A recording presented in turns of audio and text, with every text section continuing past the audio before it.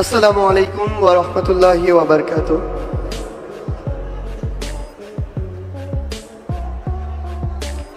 চব্বিশের অভ্যুত্থান পরবর্তী আজকে এমন একটি সমাবেশে উপস্থিত হয়েছি,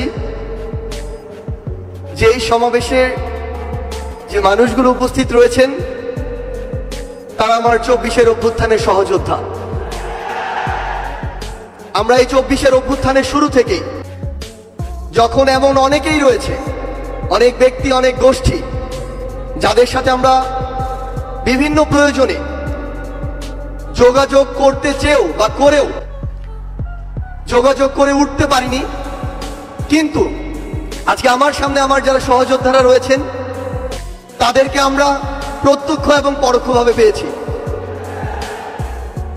এই অভ্যুত্থানের রাজপথে থাকা, পরামর্শ দেওয়া, গুরুত্বপূর্ণ পদক্ষেপে সহযোদ্ধার মতো ভূমিকায় থাকার কাজগুলো করেছিল বাংলাদেশ ইসলামী ছাত্র শিবির।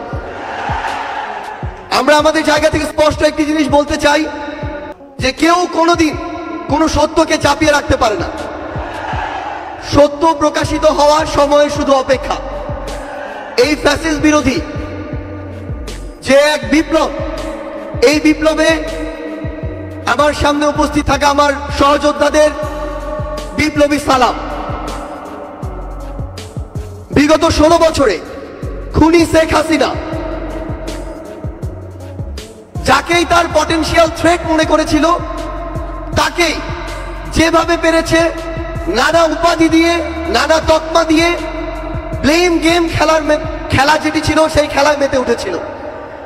আমরা দেখেছি অনেক নিরপরাধ মানুষকে, অনেক নিরপরাধ আলেম ওলামাকে কিভাবে শুধুমাত্র তার পটেনশিয়াল থ্রেট মনে করার কারণে জেলখানা থেকে শুরু করে হামলা, মামলা, নির্যাতনের মাধ্যমে হত্যা করেছে।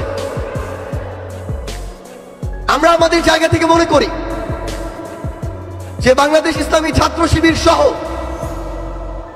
বাংলাদেশের এমন অনেক গুরুত্বপূর্ণ ব্যক্তি ছিল, সংগঠন ছিল, যাদেরকে এই খুনি শেখ হাসিনা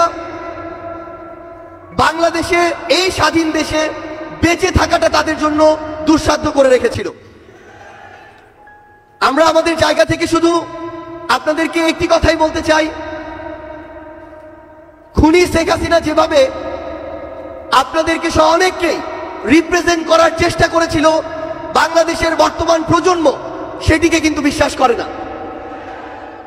বর্তমান প্রজন্ম ততটুকু বিবেকবোধ সম্পন্ন বলেই এই ফ্যাসিস্ট খুনিকে এই দেশ থেকে বিতাড়িত করেছে, এবং তার দেয়া প্রেসক্রিপশন আগামীর প্রজন্ম হজম করে না বলেই তাকে এই দেশ ছাড়া করা হয়েছে। আমরা বিশ্বাস করি আপনারা আপনাদের কাজের মধ্য দিয়ে পুরো বাংলাদেশের মানুষের কাছে আপনাদের গ্রহণযোগ্যতা সর্বোচ্চ পর্যায়ে নিয়ে যাবেন, এবং আমাদের সবকিছুর আগে, ব্যক্তির আগে, গোষ্ঠীর আগে, দলের আগে পুরো দেশের মানুষ এবং দেশের এই প্রায়োরিটি যেন আমাদের মাঝে থাকে।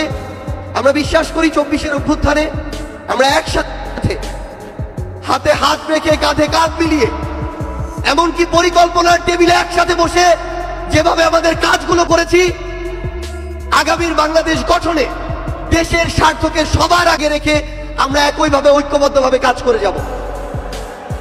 আমরা বিশ্বাস করি আমাদের চিন্তা ভাবনা যতদিন সৎ থাকবে, আমাদের কাজ যতদিন দেশ ও দেশের মানুষের জন্য থাকবে, ততদিন খুনি হাসিনার মতো যারাই আমাদের প্রতিবন্ধকতা হিসেবে সামনে আসুক না কেন, আমরা ঐক্যবদ্ধভাবে তাদেরকে প্রতিহত করতে পারব। আজকে এই কেন্দ্রীয় সমাবেশে আপনারা যারা উপস্থিত হয়েছেন, আপনাদের সকলকে এই অভ্যুত্থান পরবর্তী নতুন বাংলাদেশে, সংগ্রামের বাংলাদেশে আমরা সংগ্রামী শুভেচ্ছা জানাতে চাই। আপনাদের সাথে আমাদের আবারও দেখা হবে, যতক্ষণ আমাদের পথ সত্যের, যতক্ষণ আমাদের চিন্তা ভাবনা মানসিকতা ন্যায়ের, ততক্ষণ আপনাদের সাথে আমাদের আবারও দেখা হবে, হয় সংগ্রামের রাজপথে অথবা বিজয়। ধন্যবাদ সবাইকে।